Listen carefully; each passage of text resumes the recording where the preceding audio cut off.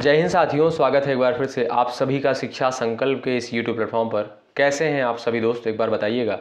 और आज के इस सेशन की हम लोग शुरुआत करते हैं। दोस्तों, आप लोगों को पता है डेली दोपहर को 3 बजे सामान्य ज्ञान की स्पेशल क्लास होती है, जो कि बीएड एंट्रेंस एग्ज़ाम के लिए महत्वपूर्ण है। आप किसी भी स्टेट से हैं, उस स्टेट की यदि बीएड प्रवेश परीक्षा की तैयारी कर रहे हैं तो इस क्लास को आप लोग दोपहर को 3 बजे ज़रूर अटेंड करें। आज ये दोस्तों 27वीं क्लास है। अगर आपने पिछली 26 क्लासेस को अटेंड नहीं किया है तो ज़रूर अटेंड करें। अच्छा, एक बात का ध्यान रखिएगा, हमने आपसे कहा था कि यदि आप लोग इन सारी क्लासेस को अटेंड करते हैं, आप लोग परीक्षा हाल में बहुत ही कंफर्टेबल फील करेंगे। प्रश्न जो है आपको यहाँ से देखने को मिल सकते हैं, क्योंकि इंपॉर्टेंट क्वेश्चन से ही कवर किए जा रहे हैं। आइए शुरुआत कर लेते हैं। और क्वेश्चन नंबर पहला है, हर एक प्रश्न के लिए आपके पास 5 सेकंड का समय होगा। भारत में सर्वाधिक उपजाऊ मिट्टी जो है निम्न में से कौन सी है? काली मिट्टी है, लाल मिट्टी है, जलोढ़ मिट्टी है, इनमें से कोई नहीं। आंसर देने का आप लोग प्रयास कर सकते हैं। दोस्तों ध्यान रखिएगा, भारत में जो है सर्वाधिक उपजाऊ मिट्टी किसे कहा जाता है? जलोढ़ मिट्टी को। ऑप्शन नंबर आपका थर्ड करेक्ट हो जाएगा। और इसमें जो है नाइट्रोजन की मात्रा दोस्तों कम होती है। कभी कभी आपसे प्रश्न पूछता है कि नाइट्रोजन की मात्रा कौन सी मिट्टी में कम होती है, तब आप कहेंगे जलोढ़ मिट्टी में जो है नाइट्रोजन की मात्रा कम होती है। ठीक है, आगे बढ़ते हैं। भाई सेशन को एक बार सभी लोग शेयर कर दें और लाइक कर दें, जिससे सभी स्टूडेंट के पास ये क्लास पहुंच जाए। भारत में राष्ट्रगान को संविधान सभा द्वारा कब अपनाया गया था या कब ग्रहण किया गया था? 15 अगस्त 1947 को, 1 जनवरी 1948 को, 24 जनवरी 1950 को, 26 जनवरी 1950 को। स्टार लगा लीजिएगा, ये प्रश्न जो है पेपर में आ चुका है। दोस्तों, भारत में राष्ट्रगान को जो है संविधान सभा द्वारा 24 जनवरी 1950 को अपनाया गया था। विकल्प आपका थर्ड बिल्कुल राइट है। ठीक है भाई। अच्छा, संविधान की कुछ महत्वपूर्ण बातें हैं, आप लोग ध्यान रखिएगा। 26 नवंबर, ध्यान रखिएगा, 26 नवंबर 1949 को जो है भारतीय संविधान सभा द्वारा संविधान को अंगीकृत किया गया था या अपनाया गया था। कब? 26 नवंबर 1949 को। और दोस्तों 26 नवंबर के ही दिन को जो है संविधान दिवस के रूप में मनाते हैं। ठीक है, अगर आपसे पूछा जाए कि प्रत्येक वर्ष संविधान दिवस कब मनाया जाता है, आप कहेंगे 26 नवंबर को जो है संविधान दिवस के रूप में मनाते हैं। ठीक है, और यहाँ पर आइए अनुसूचियाँ कितनी हैं, मैं आपसे यहाँ पर देखिएगा, हर वीडियो में मैं डिस्कस करता हूँ, जिससे आपको ये सारी चीज़ें जो है लर्न रहें, याद रहें, क्योंकि परीक्षा में ये सारी चीज़ें पूछी जाती हैं। अगर आपसे पूछा जाए कि मूल संविधान में कुल कितनी अनुसूचियाँ थीं, तब आप कहेंगे 8 अनुसूचियाँ थीं। वर्तमान समय में कितनी अनुसूचियाँ हैं, तब आप कहेंगे 12 अनुसूचियाँ हैं। ठीक है भाई। और अगर आपसे पूछा जाए कि मूल संविधान में कुल कितने भाग थे, तब आप कहेंगे 22 भाग, लेकिन वर्तमान समय में जो है 25 भाग हैं। ठीक। अगर आपसे अनुच्छेद की बात करें तो अनुच्छेद जो मूल संविधान में थे 395, कितना 395 अनुच्छेद थे। वर्तमान समय में जो है सभी संशोधनों को मिलाकर 448 जो है आर्टिकल हो गए हैं, अनुच्छेद हो गए हैं भारतीय संविधान में। इन सारे प्रश्नों को आप लोग ध्यान रखिएगा। अगर आपसे पूछा जाए मौलिक अधिकार की संख्या कितनी है, तब आप कहेंगे 6 मौलिक अधिकार है। और पहले यानी मूल संविधान में कितने मौलिक अधिकार थे, तब आप कहेंगे 7 मौलिक अधिकार थे, लेकिन वर्तमान समय में कितने हैं? 6 मौलिक अधिकार हैं। अगर आपसे पूछा जाए कि मौलिक कर्तव्य की संख्या कितनी है, तब आप कहेंगे 11 मौलिक कर्तव्य हैं। ठीक है, ध्यान रखिएगा इन सारे प्रश्नों को, संविधान से रिलेटेड ये सारे प्रश्न परीक्षा के दृष्टिकोण से बहुत ही महत्वपूर्ण है। ठीक है, आगे बढ़ते हैं, सभी बच्चे ध्यान देंगे क्वेश्चन नंबर 3 पे। निम्न में से किस नदी को दक्षिण पूर्व एशिया की गंगा कहा जाता है? इंपॉर्टेंट है, मेकांग को, इरावदी को, हवांग को, सितांग को। चलिएगा दोस्तों, अगर आपसे पूछा जाए कि दक्षिण की गंगा किसे कहते हैं, तब आप कहेंगे गोदावरी नदी को। और बीएड एंट्रेंस एग्जाम में ये प्रश्न जो है कई बार पूछा गया है, बहुत ही फेमस क्वेश्चन है बीएड एंट्रेंस के लिए कि दक्षिण की गंगा किस नदी को कहते हैं? गोदावरी नदी को जो है दक्षिण की गंगा कहा जाता है, ध्यान रखिएगा। और यहाँ पर लेकिन आपसे प्रश्न करता है कि दक्षिण पूर्व एशिया की गंगा किसे कहते हैं? दोस्तों मेकांग नदी को जो है दक्षिण पूर्व एशिया की गंगा कहा जाता है। विकल्प आपका दोस्तों यहाँ पर पहला बिल्कुल राइट हो जाएगा। आगे बढ़ते हैं। चलिए भाई देखिएगा, ये क्लास तभी कंटिन्यू रखी जाएगी जब आप लोग ज़्यादा से ज़्यादा लोग देखेंगे इस वीडियो को और ज़्यादा से ज़्यादा लोग इस सेशन को लाइक करेंगे। मुझे कैसे पता चलेगा कि आप लोगों को ये क्लास अच्छी लगती है? जब आप लोग लाइक की संख्या बढ़ाएंगे तभी ये क्लास को जो है कंटिन्यू रखा जाएगा। और यहाँ पर क्वेश्चन नंबर 4, चंद्रगुप्त मौर्य के दरबार में आने वाले ग्रीस के राजदूत का नाम क्या था? आप सभी को पता है चंद्रगुप्त मौर्य के दरबार में भाई कौन आया था? मेगास्थनीज आया था। ऑप्शन नंबर आपका सेकंड करेक्ट है। और यहाँ पर हिस्ट्री का जो है ये महत्वपूर्ण क्वेश्चन है, प्रश्न जो है पेपर में पूछा जाता है, बहुत ही फेमस क्वेश्चन है। चंद्रगुप्त मौर्य के दरबार में कौन आया था? मेगास्थनीज जो है चंद्रगुप्त मौर्य के दरबार में आया था। आगे बढ़ते हैं, आइए क्वेश्चन नंबर 5 भी महत्वपूर्ण है। यहाँ पर प्रश्न करता है वह कौन सा गुप्त शासक था जिसने विक्रमादित्य की उपाधि धारण की थी या ग्रहण की थी? चंद्रगुप्त द्वितीय के द्वारा, समुद्रगुप्त के द्वारा, कुमारगुप्त के द्वारा, चंद्रगुप्त प्रथम के द्वारा। दोस्तों भारत का नेपोलियन अगर आपसे पूछा जाए किसे कहा जाता है? समुद्रगुप्त को जो है भारत का नेपोलियन कहा जाता है। ये भी प्रश्न इंपॉर्टेंट है, नोट कर लीजिएगा। भारत का नेपोलियन किसे कहा जाता है? समुद्रगुप्त को कहा जाता है, ठीक है। और यहाँ पर जो है अगर आपसे पूछा जाए विक्रमादित्य की उपाधि जो है किसके द्वारा धारण करी गई थी या ग्रहण की गई थी, तो चंद्रगुप्त सेकंड के द्वारा या चंद्रगुप्त द्वितीय के द्वारा जो है विक्रमादित्य की उपाधि धारण करी गई थी। विकल्प आपका दोस्तों पहला बिल्कुल राइट हो जाएगा। सभी बच्चे चैनल से जुड़ जाएंगे जो नए स्टूडेंट हैं। अगला प्रश्न देखिए, क्वेश्चन नंबर 6 है, किस काल को दक्षिण भारतीय कला का स्वर्ण युग कहा जाता है? राष्ट्रकूट काल को, चोल काल को, पल्लव को, कुषाण को। आंसर देने का प्रयास कर सकते हैं।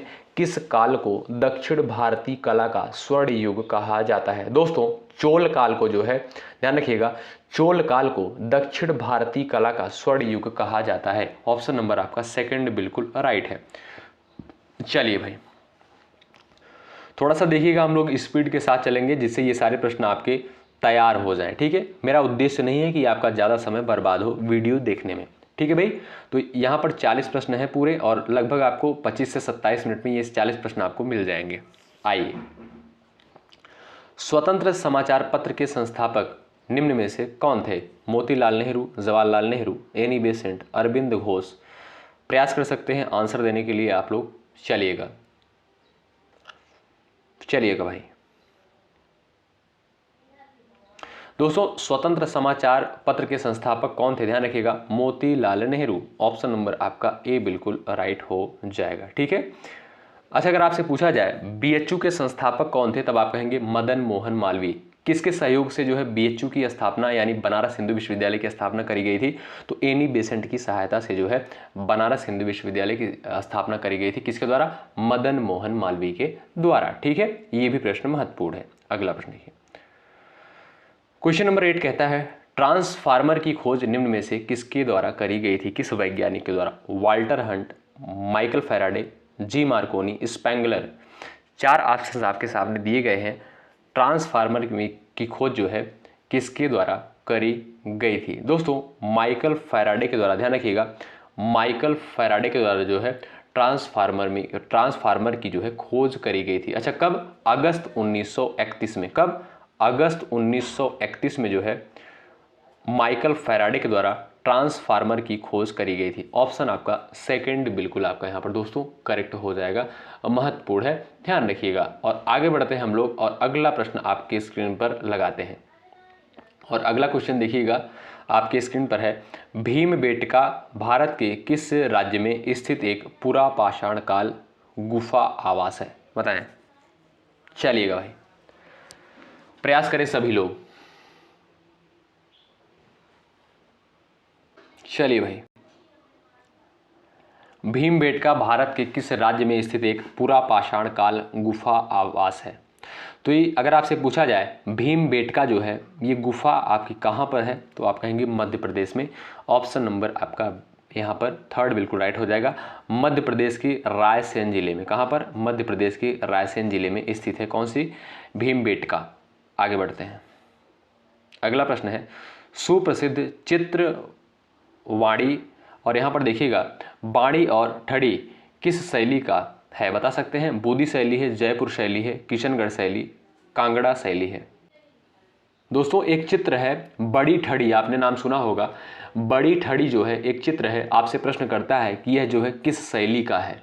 बता सकते हैं। तो ध्यान रखिएगा ये जो है आपका किशनगढ़ शैली का है। ऑप्शन नंबर आपका थर्ड बिल्कुल राइट है। आगे बढ़ते हैं, अगला प्रश्न देखिएगा, शिव की दक्षिणा मूर्ति प्रतिमा उन्हें किस रूप में प्रदर्शित करती है?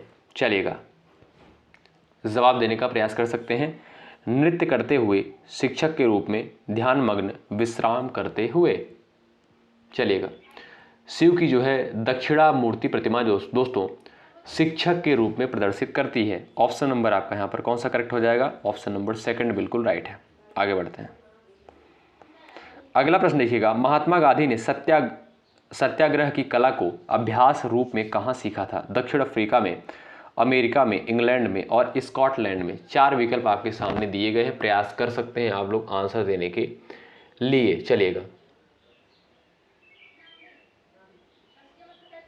चलिएगा भाई, प्रयास कर सकते हैं आप लोग। तो आपका राइट आंसर क्या हो जाएगा? दक्षिण अफ्रीका में जो है इन्होंने सीखा था। ऑप्शन नंबर आपका ए बिल्कुल राइट हो जाएगा। सत्याग्रह की कला जो है कहाँ पर सीखा गया था महात्मा गांधी के द्वारा? दक्षिण अफ्रीका में जो है सीखा गया था। ठीक है, ऑप्शन नंबर आपका ए बिल्कुल राइट हो जाएगा। और दोस्तों भारत में जो है गांधी जी ने सत्याग्रह का प्रथम प्रयोग चंपारण में 1917 में किया था। ठीक है, 1917 में सबसे पहले जो है सत्याग्रह का प्रयोग चंपारण में किया गया था। अगला प्रश्न देखिएगा, संविधान के अनुच्छेद 108 के तहत निम्न में से किसे लोकसभा और राज्यसभा की संयुक्त बैठक को बुलाने का अधिकार प्राप्त होता है? प्रधानमंत्री को, राष्ट्रपति को, उपराष्ट्रपति को, लोकसभा अध्यक्ष को। बता सकते हैं आप लोग। चलिएगा,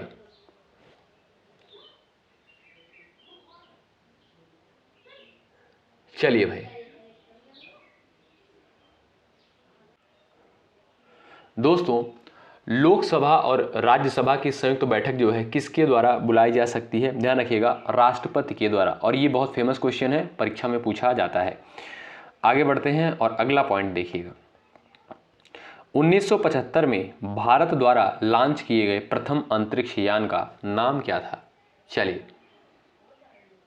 दोस्तों, इसका प्रक्षेपण अगर आपसे पूछा जाए तो 19 अप्रैल 1975 में किया गया था। कब? 19 अप्रैल 1975 में। ठीक है, और उस उपग्रह का नाम क्या है? आर्यभट्ट।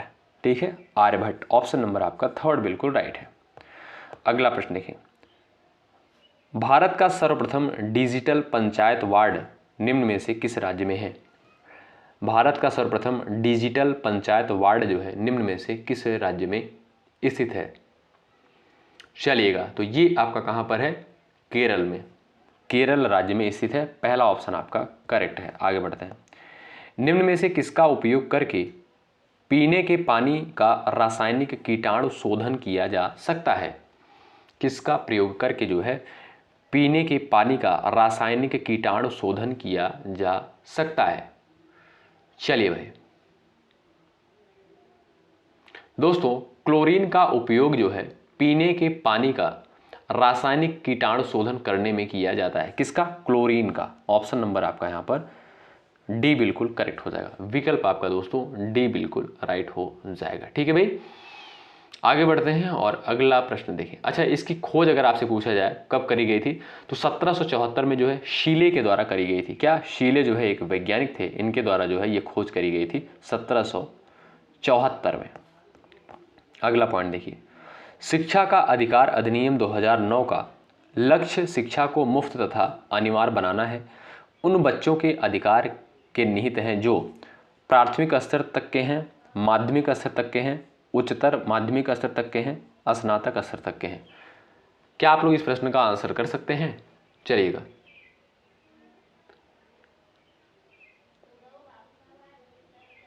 दोस्तों शिक्षा का जो अधिनियम था 1 अप्रैल 2010 को जो है प्रभावी होता है। कब? 1 अप्रैल 2010 को जो है प्रभावी होता है। इस अधिनियम के तहत जो है 6 से 14 वर्ष की आयु के बच्चों की शिक्षा को निःशुल्क तथा अनिवार्य बनाया गया है। तो आपका बिल्कुल विकल्प ए करेक्ट हो जाएगा, प्राथमिक स्तर तक के बच्चों के लिए है। विकल्प आपका ए राइट है। अगला प्रश्न देखिए, गदर पार्टी का संस्थापक निम्न में से कौन था? चलिए, गदर पार्टी का संस्थापक कौन था? कौन बताएगा भाई? आंसर देने का प्रयास कर सकते हैं। दोस्तों 25 जून 1913 को, कब? 25 जून 1913 को लाला हरदयाल ने अमेरिका के सैन फ्रांसिस्को नगर में गदर पार्टी का गठन किया गया था। ऑप्शन आपका यहां पर सी बिल्कुल राइट हो जाएगा, लाला हरदयाल। आगे बढ़ते हैं, किस एशियाई देश को प्रायः हिमालयी राज्य कहा जाता है? भूटान, म्यांमार, चीन, नेपाल। बताएं। चलिएगा भाई दोस्तों, नेपाल को जो है हिमालय की गोद में अवस्थित होने के कारण प्रायः हिमालयी राज्य कहा जाता है। तो यहां पर राइट आंसर हो जाएगा आपका नेपाल। अगला प्रश्न देखें, किस मुगल बादशाह ने मुगल राजधानी आगरा से दिल्ली स्थानांतरित करी थी? महत्वपूर्ण है। किसके द्वारा जो है राजधानी जो है आगरा से दिल्ली स्थानांतरित करी गई थी? प्रयास कर सकते हैं आंसर देने के लिए आप लोग। चलिएगा, तो राइट आंसर हो जाएगा आपका शाहजहां। ऑप्शन नंबर आपका 4 बिल्कुल करेक्ट होगा। ठीक है भाई, शाहजहां ने जो है मुगल साम्राज्य की राजधानी आगरा से दिल्ली स्थानांतरित करी थी। आगे बढ़ते हैं, अगला क्वेश्चन देखिए, भारत का राष्ट्रीय गीत वंदे मातरम के रचयिता निम्न में से कौन थे? वंदे मातरम की रचयिता जो है कौन थे? क्या आप जवाब दे सकते हैं इस प्रश्न का? चलिए भाई, तो वंदे मातरम के रचयिता कौन थे? बंकिम चंद्र चट्टोपाध्याय। कौन? बंकिम चंद्र चट्टोपाध्याय। ऑप्शन नंबर आपका डी बिल्कुल राइट है। आगे बढ़ते हैं, निम्न में से कौन सा मौलिक अधिकार अल्पसंख्यकों के हितों के संरक्षण की बात करता है? कौन सा मौलिक अधिकार? चलिएगा भाई, प्रयास कर सकते हैं आंसर देने के लिए आप लोग।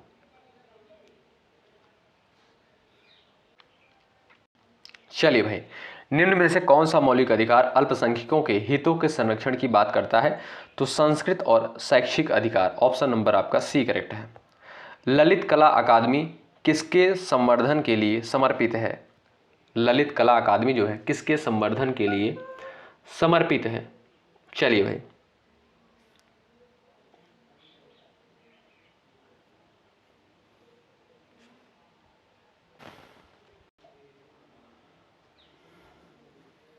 चलिएगा, प्रयास कर सकते हैं आप लोग। दोस्तों ध्यान रखिएगा, भारत सरकार द्वारा 5 अगस्त 1954 को एक स्वायत्त संस्था के रूप में ललित कला अकादमी का गठन किया गया और यह ललित कलाओं के क्षेत्र में कार्य करने के लिए स्थापित की गई थी। ऑप्शन नंबर आपका यहाँ पर 4 बिल्कुल राइट हो जाएगा।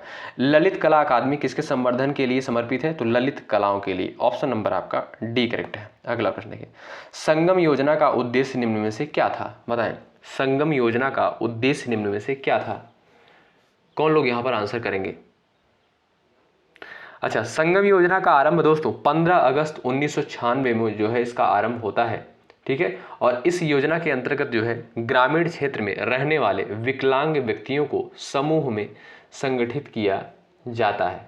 ठीक है भाई, तो यहां पर आपका करेक्ट क्या हो जाएगा? ऑप्शन नंबर बी बिल्कुल राइट हो जाएगा, विकलांगों की सहायता के लिए। अगला प्रश्न देखें, भारतीय संविधान का कौन सा अनुच्छेद मानव के क्रय विक्रय तथा जबरदस्ती मजदूरी कराने पर प्रतिबंध लगाता है? चलिएगा,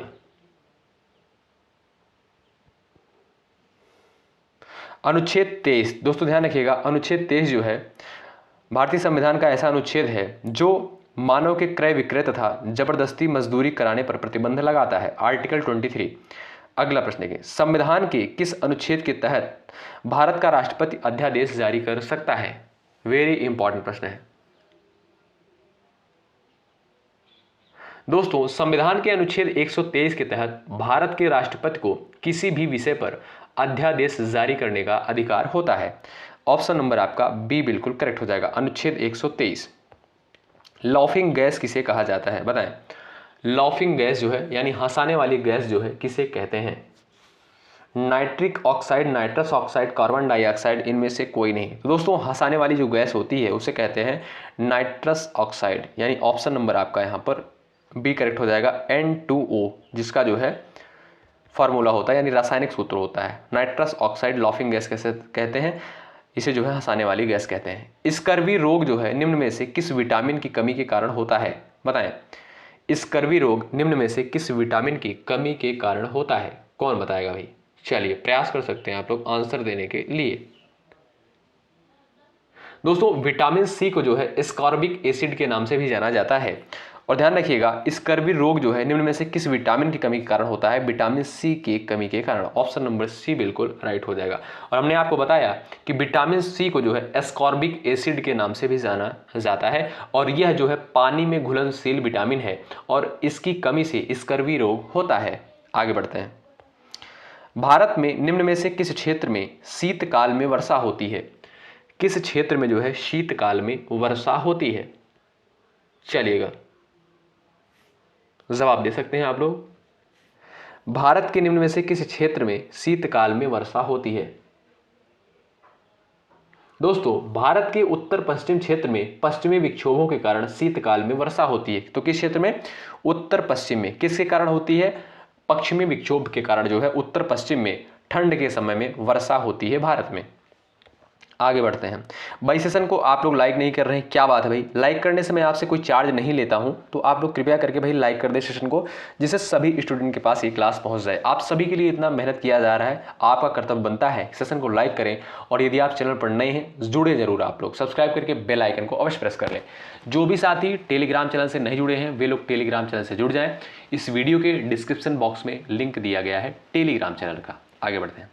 संविधान सभा के सदस्यों का चुनाव कैसे हुआ था? कौन बताएगा? संविधान सभा के सदस्यों का चुनाव जो है कैसे हुआ था?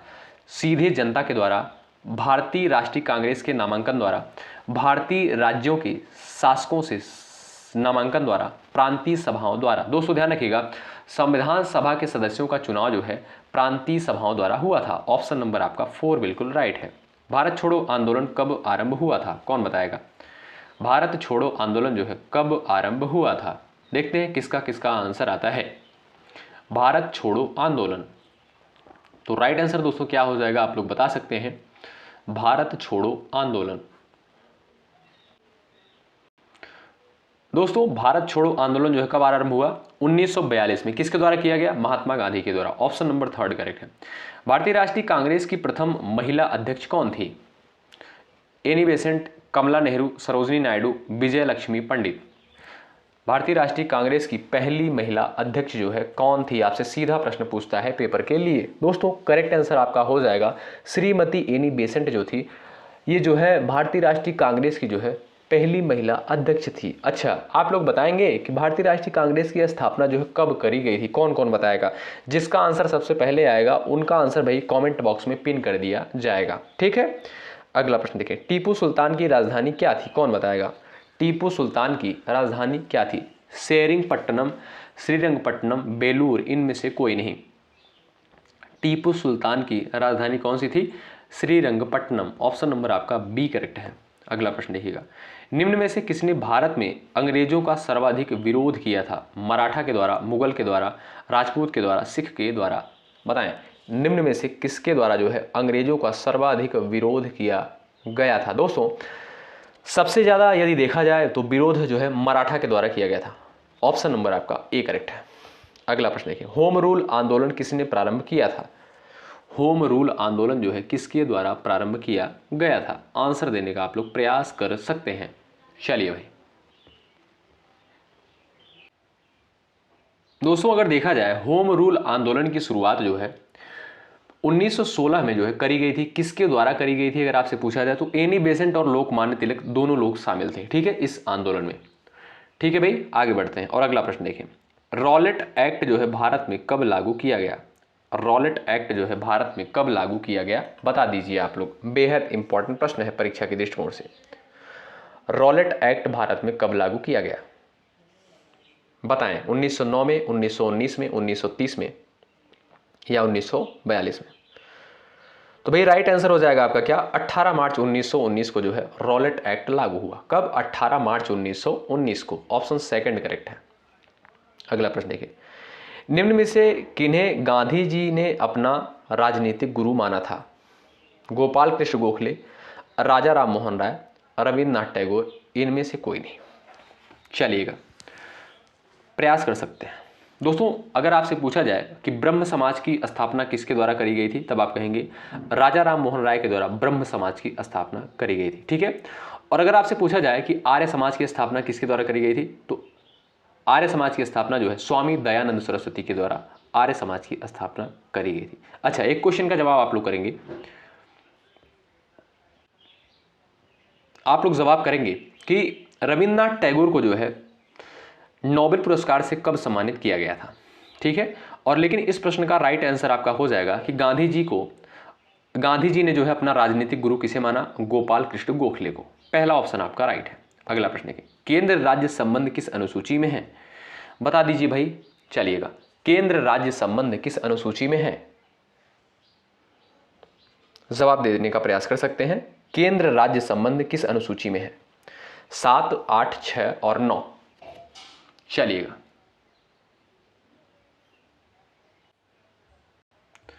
चलिएगा, तो केंद्र राज्य संबंध से कौन सी अनुसूची संबंधित है? ऑप्शन नंबर आपका डी करेक्ट हो जाएगा, 9वीं अनुसूची। अगला प्रश्न देखिए, विटामिन डी का स्रोत क्या है, बताएं। नींबू है, सूर्य की किरणें हैं, संतरा है, काजू है, बता सकते हैं। विटामिन डी का स्रोत क्या है? चलिएगा, नींबू तो भाई विटामिन सी का स्रोत होता है, संतरा भी होता है, लेकिन सूर्य की किरणें जो हैं ये आपका विटामिन डी की स्रोत, यहां से कह सकते हैं विटामिन डी का स्रोत होती हैं। क्या? सूर्य की किरणें। रेगुलेटिंग एक्ट कब पारित किया गया? और ये लास्ट क्वेश्चन है इस क्लास का, रेगुलेटिंग एक्ट जो है कब पारित किया गया? 1773 में, 74 में, और यहां पर दिया है 1785 में और 1793 में। चलिएगा दोस्तों, 1774 में जो है आपसे प्रश्न पूछता है कि सबसे पहले जो है सर्वोच्च न्यायालय की स्थापना जो है, न्यायालय की स्थापना सबसे पहले कब करी गई थी? तो 1774 में करी गई थी। बेहद इंपॉर्टेंट क्वेश्चन है, ध्यान रखिएगा इसको भी। और यहां पर आपसे पूछता है रेगुलेटिंग एक्ट कब पारित किया गया? तो 1773 में जो है रेगुलेटिंग एक्ट को जो है पारित किया गया था। पहला ऑप्शन आपका यहां पर करेक्ट है। आप लोग बताइएगा कि इन 40 प्रश्नों में से आपके कितने स्कोर सही हुए हैं, आपने कितने प्रश्नों को बिल्कुल राइट किया है, जरूर बताइएगा आप लोग कमेंट करके, ठीक है भाई। इससे पता चलेगा कि अंत तक क्लास में कौन लोग बने रहते हैं। और ये क्लास आपको कैसी लगती है एक बार रिव्यू जरूर आप लोग बता दीजिएगा, क्योंकि यहाँ पर इतने मेहनत के साथ एक एक क्वेश्चन को कंसाइज किया जाता है, आपको प्रोवाइड किया जाता है। अगर आपका सपोर्ट नहीं रहा तो भाई देखिएगा ये क्लास एंड कर दी जाएगी। इसलिए आप लोग लाइक करें, सेशन को ज़्यादा से ज़्यादा लोग लाइक करें और शेयर करें अपने दोस्तों के पास, ठीक है भाई। तो बहुत बहुत शुक्रिया क्लास में बने रहने के लिए। जो स्टूडेंट क्लास में नए हैं उनको मैं क्लास की टाइमिंग बता दूं, 11:30 बजे करंट अफेयर होता है, 3 बजे सामान्य ज्ञान स्पेशल होता है, और रात को 8:30 बजे सामान्य हिंदी स्पेशल क्लास होती है। ये लाइव क्लास होती है, इसमें बहुत सारे स्टूडेंट पार्टिसिपेट करते हैं। आप लोग भी जुड़ सकते हैं रात को 8:30 बजे। बहुत ही महत्वपूर्ण क्लास होती है और बहुत सारे स्टूडेंट इसमें जुड़ते हैं। तो भाई अंत तक बने रहने के लिए बहुत बहुत शुक्रिया। जय हिंद, जय भारत।